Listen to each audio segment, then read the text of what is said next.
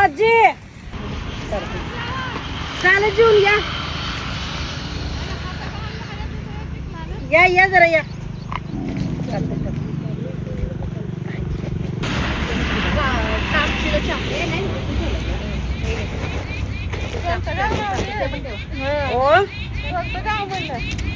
चांगली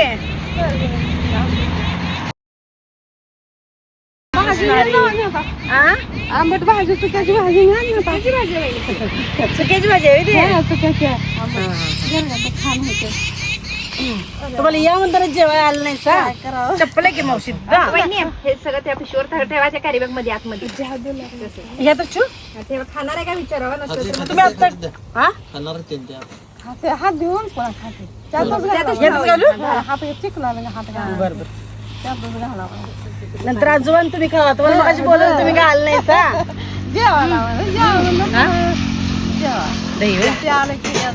आता 2 गाड्या सुटल्या परवा दिवशी स्वयंपाक करून जेवून गेले हे काय करतो तर आम्ही घरला भेटायला तर आले लय होते माणसं मोठे पांढरी गाडी होती तुम्ही दोघंच असता इथं दोघंच असतात आणि मुलं पुण्याला येते सर्व्हिसला येते हे कंपनी असल्या कपड्याची कंपनीत आहेत का मला किती पोरं आहेत 3 आहेत तिन्ही पण तिकडे आहेत तिकडच आहे 3 पोरं 1 मुलगी आहे मग तुम्ही इकडे दोघं शेती करताय आम्ही दोघं इथं राहतो होतंय का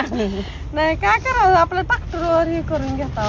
रोजानं लावून आपलं कुठलं होतं आम्हाला तर एवढं होतं तेवढं करायचं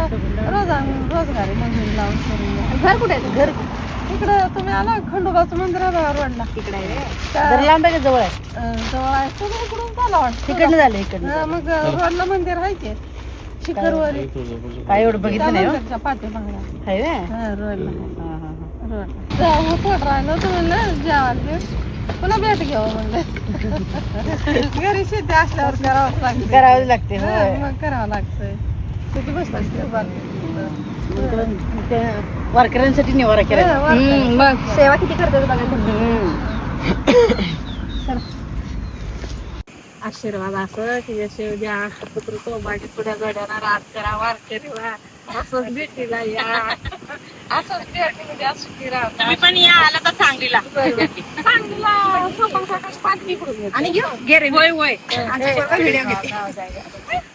काकीचा पालखी संघ आलो होतो आशीर्वाद राहतो वारकरी वा सगळ्या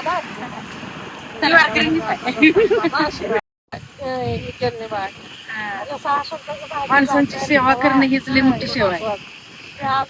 तर आणि भगवंतानं सांगितले चला या मग रामकृष्ण तिला आलं की येत जावा होय होय येते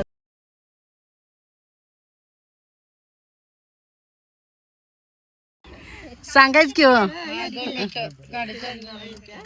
चालते चला येऊ काय रामकृष्ण हरी आशीर्वाद हा